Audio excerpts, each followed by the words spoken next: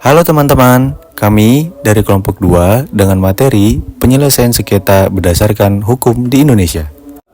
Di dalam materi tersebut, ada beberapa pembahasan yang sangat menarik loh teman-teman. Yang salah satunya, apa sih sengketa bisnis itu? Yang kedua, apa faktor-faktor penyebab sengketa bisnis? Yang ketiga, bagaimana sih penyelesaian sengketa bisnis di Indonesia? Yang keempat, apa dasar dan sumber hukum penyelesaian sengketa di Indonesia? Yang kelima, bagaimana sih mekanisme penyelesaian sengketa litigasi? Dan yang keenam, yang terakhir, bagaimana mekanisme penyelesaian sengketa non-litigasi? Nah, teman-teman, untuk mengetahui lebih lanjut, apa sih sengketa bisnis itu? Mari kita simak berikut ini. Nah, di dunia bisnis seringkali terjadi perbedaan pendapat, konflik, atau perselisihan antara pihak-pihak yang berkepentingan. Hal ini disebut juga dengan sengketa bisnis. Namun, secara rincinya, sengketa bisnis bisa kita katakan juga merupakan sebuah perselisihan yang terjadi di antara dua pihak atau lebih dalam kegiatan usaha atau bisnis. Perselisihan ini bisa muncul karena perbedaan penafsiran perjanjian, pelanggaran kontrak, persaingan yang tidak sehat, hingga permasalahan kepemilikan aset. Nah, teman-teman sudah paham kan apa itu sengketa bisnis? Kalau sudah tahu, mari kita lanjut ke materi berikutnya, yaitu adalah faktor-faktor yang menyebabkan terjadinya sengketa bisnis. Jadi, faktor-faktor yang menyebabkan sengketa bisnis itu, yang pertama ada penipuan atau ingkar janji, atau disebut juga dengan one prestasi yang dilakukan oleh salah satu pihak atau kedua belah pihak yang melakukan perjanjian.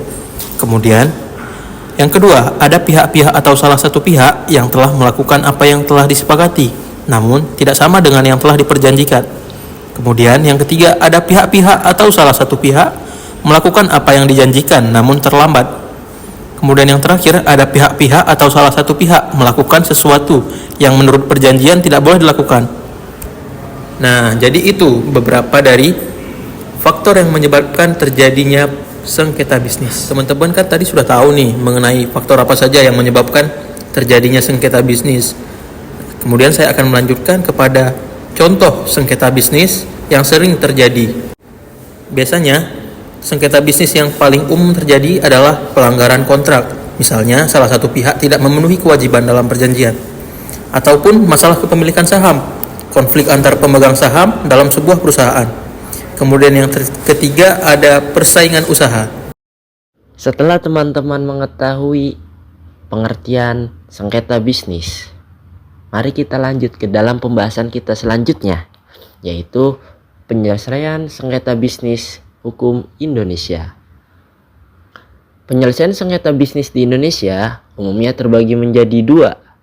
Yang pertama, penyelesaian sengketa melalui sistem peradilan yang dilakukan dalam pengadilan atau yang biasa kita kenal secara litigasi. Kemudian penyelesaian sengketa yang satunya ialah alternatif penyelesaian sengketa yang mana dilakukan di luar pengadilan atau biasa kita kenal secara non-litigasi. Proses litigasi di pengadilan tidak selamanya baik. Ada beberapa tantangan, yaitu sifatnya yang tidak menguntungkan, tidak responsif, dan membutuhkan banyak waktu. Proses ini sering menghasilkan masalah baru juga. Namun, ada juga cara lain yang dapat digunakan untuk penyelesaian sengketa yang biasanya dilakukan secara non-litigasi atau biasa kita sebut di luar pengadilan. Penyelesaian sengketa di luar pengadilan berupa arbitrase, alternatif penyelesaian sengketa, negosiasi, konsiliasi, dan lain sebagainya. Penyelesaian sengketa di luar pengadilan sifatnya tertutup dan kerahasiaannya dijamin para pihak, dan prosesnya pun lebih cepat dan efisien. Alternatif penyelesaian sengketa di luar pengadilan menawarkan beberapa keuntungan dibandingkan penyelesaian melalui pengadilan. Beberapa keuntungannya antara lain, pertama, arbiter yang dipilih oleh pihak-pihak yang bersengketa adalah ahli di bidangnya, sehingga mereka memahami masalah yang dipersengketakan. Keahlian ini sangat penting dalam arbitrase dan menjadi salah satu jaminan kepercayaan. Kedua, konfidensialitas. Karena arbitrase merupakan forum penyelesaian sengketa yang bersifat privat, maka para pihak umumnya tidak ingin informasi bisnis mereka diketahui publik, terutama pesaing yang dapat merugikan reputasi perusahaan. Selain keuntungan tersebut, ada banyak keuntungan lain, yaitu proses yang lebih cepat dibandingkan dengan pengadilan, ketentuan mengenai jangka waktu seperti pemilihan arbiter dan penyelesaian sengketa yang disepakati oleh pihak-pihak dalam aturan arbitrase institusional, dan juga bersifat mengikat bagi para arbiter atau arbiter. Setelah kita memahami cara penyelesaian sengketa yang ada di Indonesia, mari kita lanjut ke dalam pembahasan selanjutnya, yaitu mengenai sumber hukum dan dasar hukum penyelesaian sengketa. Sumber hukum dibagi menjadi dua, yaitu sumber hukum formil dan sumber hukum material. Mari kita bahas sumber hukum material. Sumber hukum material adalah tempat atau asal hukum itu dibuat. Sumber hukum material sangat berkaitan dengan keyakinan atau perasaan hukum individu yang dapat menentukan apa yang ada di dalam hukum tersebut. Lalu yang kedua, ada sumber hukum formil. Sumber hukum formil adalah sumber hukum yang dikenal atau digali dalam bentuknya.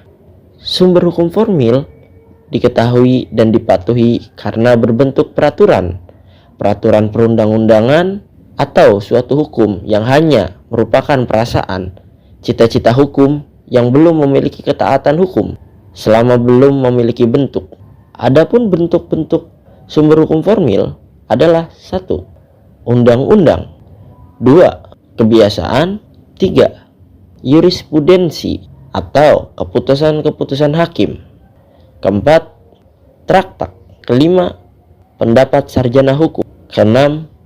Revolusi. Mari kita bahas bentuk undang-undang yang pertama. Undang-undang negara memiliki kekuatan hukum yang mengikat. Penguasa negara membuat dan menjaga undang-undang itu. Undang-undang memiliki dua arti material dan arti formil. Dalam arti material, undang-undang berarti keputusan pemerintah yang menetapkan peraturan yang mengikat secara umum. Adapun arti formil, undang-undang berarti keputusan pemerintah yang diberi nama undang-undang karena bentuknya. Bentuk yang kedua, kebiasaan atau biasa disebut custom. Suatu kebiasaan adalah tindakan manusia, tentu yang terus-menerus dilakukan berulang kali dalam urutan tindakan yang sama dan dalam jangka waktu yang sama, sehingga menimbulkan hak dan kewajiban, atau apa yang boleh dilakukan atau apa yang tidak boleh dilakukan. Bentuk yang ketiga, jurisprudensi atau keputusan-keputusan hakim. Jurisprudensi terbagi menjadi dua macam, yaitu jurisprudensi tetap dan jurisprudensi tidak tetap. Yang keempat, ada traktat. Traktat merupakan dua orang yang membuat perjanjian menjadi terikat pada isi perjanjian tersebut setelah mencapai kesepakatan. Hal ini disebut asas pasca sunt servanda, yang berarti setiap perjanjian harus ditaati atau ditepati. Yang kelima, ada sarjana hukum. Pendapat sarjana hukum atau doktrin hukum adalah pendapat para ahli atau sarjana hukum ternama. Doktrin berkaitan dengan jurisprudensi. Pendapat para sarjana hukum atau doktrin merupakan sumber hukum. Yang terakhir ada revolusi.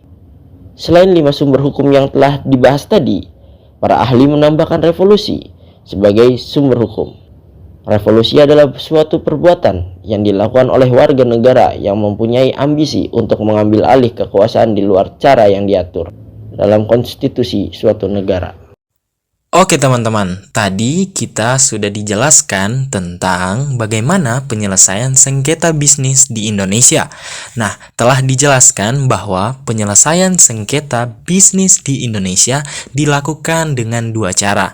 Yang pertama adalah penyelesaian sengketa bisnis melalui cara litigasi. Kemudian yang kedua adalah penyelesaian sengketa bisnis melalui cara non-litigasi. Baik, di sini kita akan mengulik lebih dalam tentang bagaimana penyelesaian sengketa bisnis melalui cara litigasi. Kemudian, nanti kita juga akan mengulik lebih dalam tentang penyelesaian sengketa bisnis di luar pengadilan atau secara non-litigasi. Oke, yang pertama adalah Penyelesaian sengketa bisnis melalui cara litigasi. Litigasi adalah proses penyelesaian sengketa di dalam pengadilan. HIR telah mengatur penyelesaian semua jenis sengketa perdata, termasuk pelanggaran janji atau wan prestasi. Di sini, termasuk sengketa bisnis adalah bagian dari sengketa perdata. Yang dimaksud menyelesaikan sengketa melalui jalur litigasi adalah suatu proses acara yang dilakukan di pengadilan, di mana hakim memiliki otoritas untuk mengawasi dan membuat keputusan. Dan selama proses sidang, para pihak yang berperkara akan saling berhadapan untuk mempertahankan haknya. Untuk penyelesaian sengketa melalui cara litigasi, di mana aja sih tempat untuk mendaftarkan perkara tersebut? Nah, penyelesaian sengketa melalui cara litigasi adalah dilakukan di 3 tempat peradilan. Yang pertama ada di pengadilan negeri, kemudian yang kedua ada di pengadilan niaga, kemudian yang ketiga adalah di pengadilan agama. Yang pertama, pengadilan negeri. Pengadilan negeri termasuk dalam pengadilan menurut Undang-Undang Nomor 8 Tahun 2004 tentang Peradilan Umum. Pasal 50 mengatakan bahwa pengadilan negeri bertugas dan berwenang memeriksa, memutus, dan menyelesaikan perkara pidana dan perdata di tingkat pertama. Maka, untuk sengketa bisnis adalah bagian dari urusan perdata. Selanjutnya adalah pengadilan niaga. Pengadilan niaga adalah pengadilan khusus di lingkungan pengadilan umum. Pasal 300 undang-undang tersebut menyatakan bahwa pengadilan niaga berwenang memeriksa dan memutus permohonan pernyataan persoalan pilot dan penundaan kewajiban pembayaran utang, serta memeriksa dan memutus perkara lain di bidang perniagaan dan penetapannya di undang-undang. Untuk dasar dari pengadilan niaga bisa kita lihat di dalam Undang-Undang Nomor 37 Tahun 2004 tentang kepailitan dan penundaan pembayaran. Kemudian, pendaftaran selanjutnya adalah yang terakhir di pengadilan agama. Untuk lingkup peradilan agama yang disengketakan dalam hal sengketa bisnis adalah sengketa ekonomi syariah. Nah, untuk sengketa ekonomi syariah dapat diselesaikan di pengadilan agama dengan melalui jalur litigasi, yaitu dengan mengajukan gugatan kepada pengadilan agama. Untuk dasar hukumnya bisa kita lihat di Peraturan Mahkamah Agung Nomor 8 Tahun 2008, kompilasi hukum ekonomi syariah, Undang-Undang Nomor 7 Tahun 1989 tentang peradilan agama, Undang-Undang Nomor 3 Tahun 2006 dan Undang-Undang Nomor 50 Tahun 2009. Penyelesaian sengketa bisnis di luar pengadilan, atau yang kita kenal dengan nama secara non-litigasi. Penyelesaian ini adalah salah satu metode penyelesaian sengketa di luar pengadilan. Bagaimana sih metode penyelesaiannya? Menurut Undang-Undang Nomor 30 Tahun 1999 Pasal 1 Angka 1 mengatakan bahwa arbitrase adalah cara penyelesaian suatu sengketa perdata di luar peradilan umum yang didasarkan pada perjanjian arbitrase yang dibuat secara tertulis oleh para pihak yang bersengketa. Kemudian yang kedua adalah negosiasi. Negosiasi adalah pertemuan langsung antara para pihak yang dilakukan selama 14 hari dan keputusannya nanti dituangkan dalam suatu kesepakatan tertulis. Pertemuan ditujukan untuk menyampaikan suatu keinginan yang diinginkan oleh para pihak. Dasar dalam urusan negosiasi ada di pasal 6 ayat 2 Undang-Undang Arbitrase. Kemudian yang ketiga adalah mediasi. Munir Fuadi mengatakan istilah Inggris mediasi itu memiliki arti tentang penyelesaian. Nah, maksudnya adalah penyelesaian sengketa melalui mediasi adalah suatu proses penyelesaian sengketa yang melibatkan negosiasi dengan bantuan pihak ketiga yang netral yang bekerja dengan pihak yang bersengketa untuk mencapai solusi yang dapat diterima kedua belah pihak. Kemudian penyelesaian sengketa di luar pengadilan selanjutnya ada konsiliasi. Konsoliasi adalah upaya untuk menggabungkan keinginan pihak-pihak yang bersengketa untuk mencapai kesepakatan untuk menyelesaikan sengketa keluarga ataupun para pihak. Hal ini yang membedakan dengan urusan mediasi adalah untuk konsiliator, mereka terkadang ikut dalam berpartisipasi memberi pendapat untuk menyelesaikan sengketa antar para pihak. Dan yang terakhir adalah online dispute resolution. Online dispute resolution adalah salah satu cabang dari penyelesaian sengketa negosiasi, mediasi, arbitrase, dan konsiliasi, yang mana hal ini adalah yang lebih inovatif, yang mana penyelesaian sengketa dilakukan secara online yang memanfaatkan teknologi informasi serta komunikasi untuk memfasilitasi penyelesaian sengketa para pihak sesuai dengan prinsip dua proses. Online dispute resolution digunakan terutama dalam transaksi elektronik dengan pihak yang berada di jarak yang jauh seperti sengketa antar negara dan personal, baik di luar pengadilan ataupun dalam pengadilan. Baik, terima kasih. Mungkin cukup sekian penjelasan dari kami tentang penyelesaian sengketa berdasarkan hukum di Indonesia. Apabila ada salah-salah kata, mohon dibukakan pintu maaf yang sebesar-besarnya. Wassalamualaikum warahmatullahi wabarakatuh.